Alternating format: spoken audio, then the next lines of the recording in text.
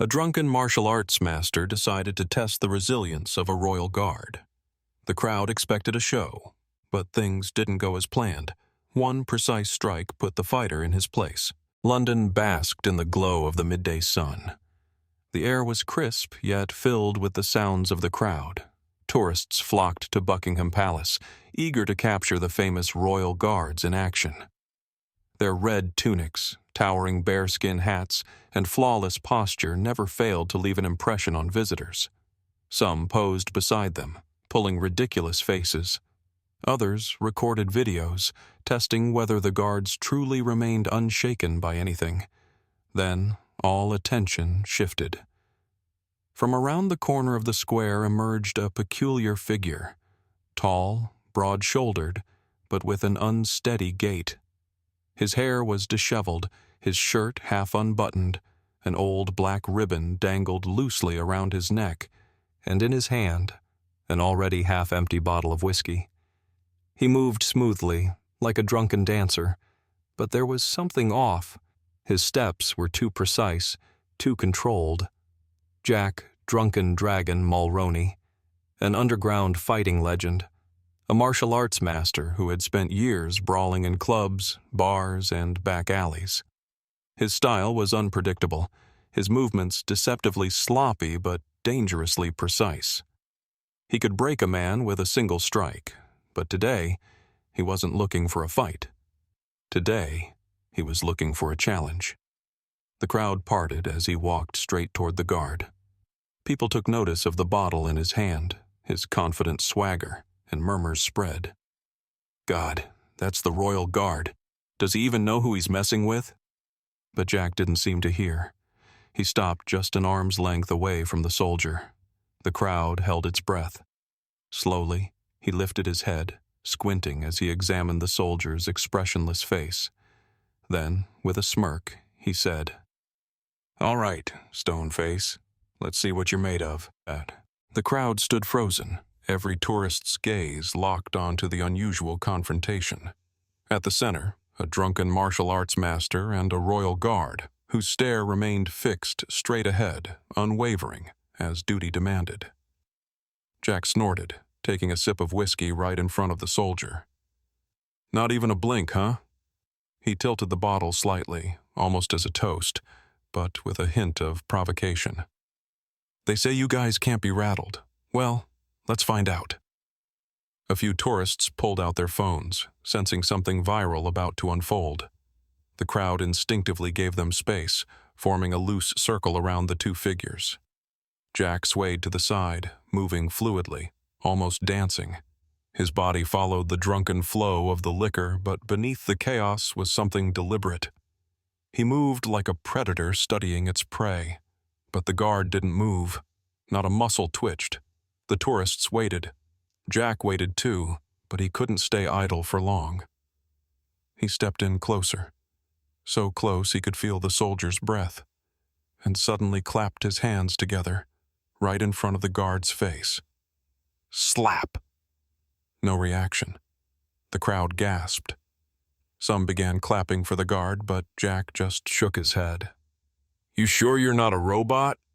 There's got to be something alive in there." He waved his hand in front of the soldier's face again, this time faster, more aggressively, as if searching for the faintest flicker of fear or doubt in his eyes. Nothing. The guard remained as unshakable as a stone wall. The crowd exchanged glances. Was this guy really unbreakable? But Jack wasn't Jack if he gave up so easily. He took a step back, shaking his head like a disappointed teacher, then took a deep breath. The crowd tensed. Slowly, he shifted into a fighting stance, still holding the whiskey bottle in one hand. "All right then." He wound up as if about to strike. The crowd froze. Time seemed to slow. Jack, still gripping his whiskey bottle, lunged forward with a deceptive feint. He had no intention of actually striking, but the motion was dangerously convincing. It was a classic provocation. He had seen even the most disciplined fighters flinch at moments like this. But not this guard. Not a single movement. Gasps rippled through the spectators as they realized the soldier wasn't just keeping a straight face. He wasn't reacting at all. Jack grinned. Now he was genuinely intrigued. He stepped in even closer, nearly chest to chest. He could smell the polished rifle, hear his own breath, even feel the sunlight hitting the guard's immobile bearskin hat. "You're good, man, but—" With a sudden, unpredictable motion, Jack reached out, aiming to poke the guard's shoulder. Not hard, just enough to shatter the illusion of untouchability. And in that instant, everything changed. The guard reacted instantly. One step forward, rifle raised, pressed firmly against Jack's chest. Thud! The crowd gasped. Jack was knocked backward, losing his balance. The whiskey bottle slipped from his grip, shattering against the stone pavement. Now he was looking up at the world from the ground. The tourists erupted into shouts. "That was insane!" But Jack wasn't angry. Lying on his back, he glanced up at the guard. He was already motionless again, as if nothing had happened, as if this was just another ordinary day on duty. Jack sat up slowly, rubbing his chest where the rifle butt had struck. His breath was still heavy, but the smirk was gone. In its place, respect. "Well, damn," he muttered. For the first time that day, he stopped trying to provoke. The crowd exploded. Cheers, applause, disbelief. People couldn't believe what they had just witnessed. The Royal Guard hadn't even punched him, and yet Jack, a battle-hardened fighter, was on the ground. Phones recorded from every angle.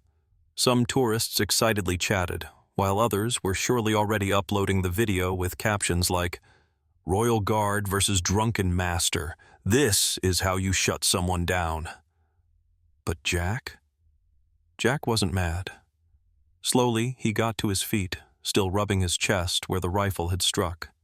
His breathing was uneven, but his expression had changed. He no longer looked at the guard as a target for mockery. He looked at him as a warrior. This guy didn't flinch. This guy didn't strike first.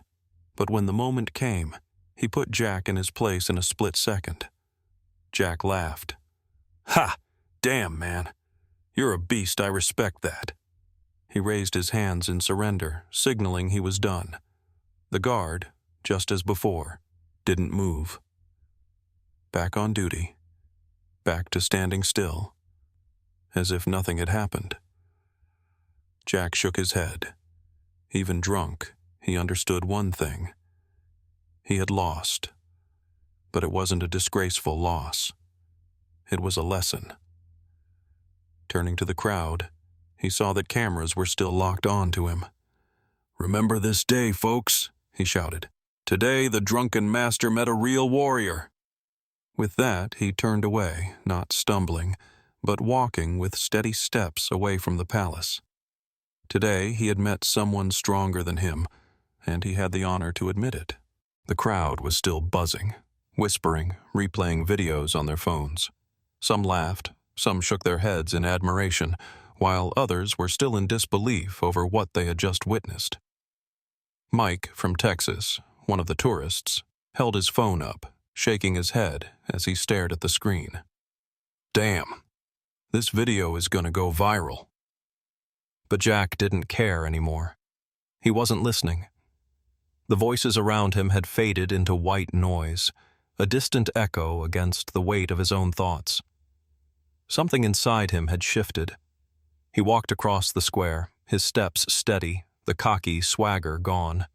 His face was focused, serious, an expression he hadn't worn in a very long time. This wasn't just a loss.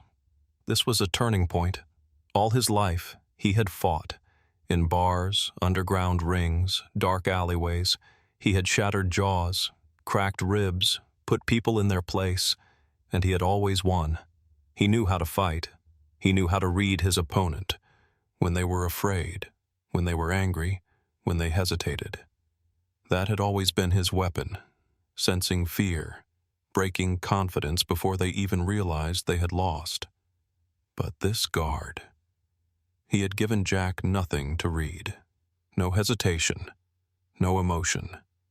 He had simply stood there, like an unshakable monument of discipline, and then, in the exact right moment, he made one single move. Precise. Perfect. Like a well-tuned machine. And with that one move, he won.